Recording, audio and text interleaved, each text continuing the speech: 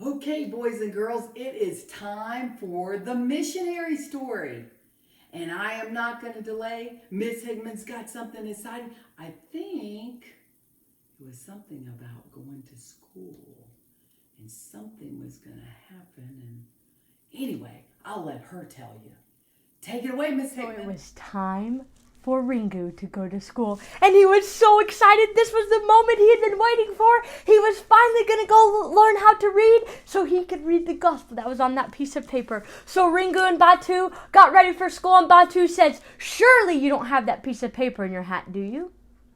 And Ringu said, "Well, yes, I do." Batu said, "Ringu, you can't take that piece of paper to school. You're going to make the evil spirits angry, and the evil spirits are going to be angry with us at school." But Ringu said, "Oh, but Batu, I want to learn so badly how to read these words. I'm going to take it to my teacher and see if he can help me read these words."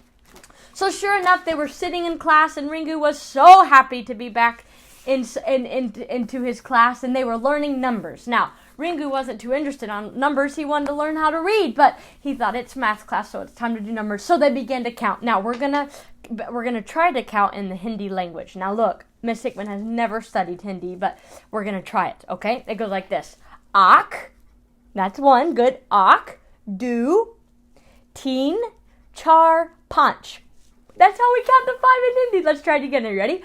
Ak, do, teen, char, punch. Very good. We'll see if we can remember any of those next week. So, of course, Ringu was sitting there. Ak, do, teen, char, punch. Ak, do, teen, char, punch. He was saying them over and over again, and he was getting so antsy because he was just ready for letters class, for phonics class, so he could learn how to read. But all of a sudden, the teacher walked by and saw something poking out of Ringu's hat. What do you think that is? He saw the paper with the gospel on it. And he said, "What is this?" And Ringu said, "That's a very important piece of paper." And the teacher took it out of his hat and put it in his pocket. Later that time, it was time to go out to recess. And the teacher said, "Ringu, you come here right now." Now, if a teacher says that to you, do you think she has a good message for you or a not so good message? Yeah, it was not so good. He said, "What is this piece of paper?" Ringu said, "A missionary man gave it to me. It talks about the one true God." And the teacher crumpled it up. And he said, "I don't ever want to see this in my classroom again." And he threw the paper in the corner of the classroom. The teacher said, "You promise me, Ringu, you will never bring something like that in this classroom again." And in the Indian language, they made promises like this. They crossed their arms and pulled their ears 3 times. Can you try that? You ready? Cross your arm and pull their ear 3 times. That's how they promised. And he said, "Ringu, you promise me you will never, ever bring something like that again. You are going to anger the evil spirits so badly, they're going to destroy this classroom." Oh, this broke Ringu's heart because he was so excited about going to school to figure out what was on that piece of paper, and he was so tired of these evil spirits being angry with him.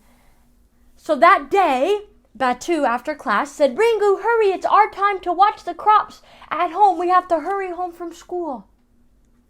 So Ringu looked in the corner, and he saw that piece of paper there, and he thought, "I really want to take that piece of paper back because I know that's an important piece of paper." And Batu said, "Ringu, you leave that piece of paper alone. Don't ever touch that again." But Ringu said, "No, I want to know more about the true and living God. I must find out more." And he went to the corner and picked up that piece of paper. And he uncrumpled it. And he put that piece of paper back in his turban. You see, he wanted to know more about the true and living God. And he said, "Lord, I want to know more about you. I know that you're going to teach me more about yourself." So Batu said, "Whatever, just leave it there." And while Batu was not looking, Ringu went and got the piece of paper and stuffed it back in his hat. Well, they were running home because it was their night to watch the crops. And that was an exciting night because sometimes jaguars came out. And they had to throw rocks at them, or foxes came out and they had to take care of them. It was a big big boy job. They were so excited about having to fight the animals that night. But on their way home, they heard all this music again. It was the accordion. And oh, how Ringu loved the accordion. And he thought, this is my chance. This is my chance to learn more about the gospel. So Ringu and Batu ran over to Mr. Grubbs. And at nighttime, Mr. Grubbs started a slideshow presentation, where they use the projector. And at night, Mr. Grubbs began to talk about the gospel. Remind me again, what is the gospel? The gospel is the death, the burial, and the resurrection of Jesus Christ. You've got it. Mr. Grubbs showed a picture of little baby Jesus in a manger. And he talked about how Jesus came down from heaven. He was the King of Kings, and he humbled himself as a little baby, and he was born in a manger. Mr. Grubbs was telling these people in India this story, and it was the first time they had ever heard this story.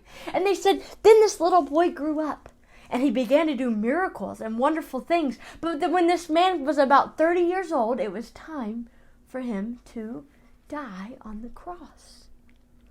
And Mr. Grubbs showed a picture of Jesus dying on the cross, and Ringu said, why did he have to die on the cross? You gave us this story, and he was such a good man, and he helped all these people. Why did he have to die on the cross? And Mr. Grubbs explained to Ringu that he had to die on the cross because Ringu had sin in his heart. And sin, young people, what is sin? We talked about this. Sin is anything that we think, that we say, or that we do that breaks God's law. And Mr. Grubbs began to explain to Ringu, you have sin in your heart. And he began to explain to all the Indian people, all men are sinners. The Bible tells us in Romans that all people are sin. And not only that, but sin has to be paid for. Now, if you have $1 million, that is not going to pay for sin. If you go to church every Sunday, that is not going to pay for your sin. If you've been baptized, that is not going to pay for your sin. Those are all really wonderful things, but they do not offer us salvation. Mr. Grubbs told Ringu there's only one way that your sin could be paid for, and that's by perfect Jesus dying on the cross. And he died on the cross for you. And he knew that you were going to commit sin, but he wanted to make a way for you to go to heaven, and so he came and he died on the cross for you. And Ringu thought about when he stole that banana. And he thought of all the bad things that he had done. He thought about all the evil things that he had thought and the evil words that he had said and the evil things that he had done. And he thought Jesus had to come die on the cross for me. And I think about my life, and I think about all the evil things that I think and all the evil things that I do and all the evil things that I say. And I think Jesus had to die on the cross for me. This was the very first time that Ringu had heard this story. And Mr. Grubbs said, but after Jesus died, they put him in a grave. But he did not stay there. After 3 days, he arose. Man, this was such an interesting thing. Ringu had never heard this story before. Mr. Grubbs said, Jesus took your place. He died for you, and on the 3rd day, he came back to life and is alive today. Ringu thought, can this be true? He wanted to believe, but Ringu was still afraid what the evil spirits would do if he believed in this true God. Jesus Christ died for you, Mr. Grubbs said. He paid for your sin, and he rose again. If you believe him and trust him as your Savior, he will forgive your sins, and he will set you free from the power of these evil spirits. Oh, this was such wonderful news. And Ringu wanted to believe, but he still needed to know a little bit more. He thought if I could just go and learn how to read, I could read more about this for myself. Now, Mr. Ringu went to talk to Mr. Grubbs, and he said, Mr. Grubbs, I have to go watch the field, but how many more days are you going to be here? I would like to know more about this true God that you are talking about. And Mr. Grubbs said, well, Ringu, my time in this village is done. It's time for me to go to another part of India and to tell other people about Jesus. Ringu thought, oh no, that can't happen. Then I'll never get to have all my questions answered about Jesus. He thought, I have an idea. They saw Mr. Grubbs loading up his accordion player, his big music box. And Ringu thought, oh, he can't go anywhere without his music box. If I steal his music box, then he'll have to stay in my village. So Ringu said, Batu, help me. Let's go steal the music box so they can't travel anywhere else in India. So at nighttime, that's exactly what the boys did. They snuck to the side of the truck and they took the music box and they went and hid it under a shelter where they were watching the crops. Ringu thought, this is a great idea. Since I steal their music box, they won't be able to travel to a different place. So Ringu hid the thing, made sure it was nicely covered and taken care of where he could see it, but nobody else could see it. And the boys began to start their night of watching the crops. Ringu had lots to think about that night. He began to think and he asked Batu.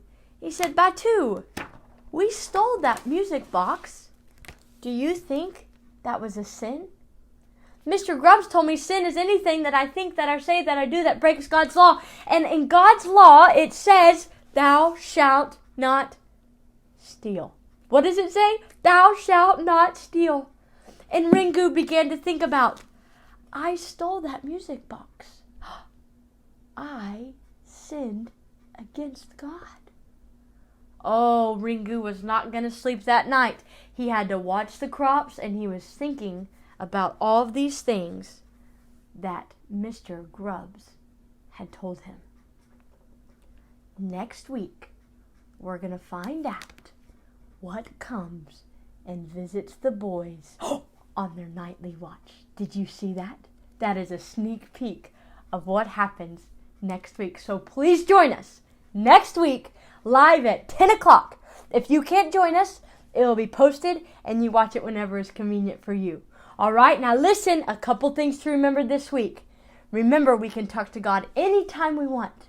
Just make sure we're being respectful and reverent to Him. Remember that all of us have sin in our life, and sin is anything that we think, say, or do that breaks God's law.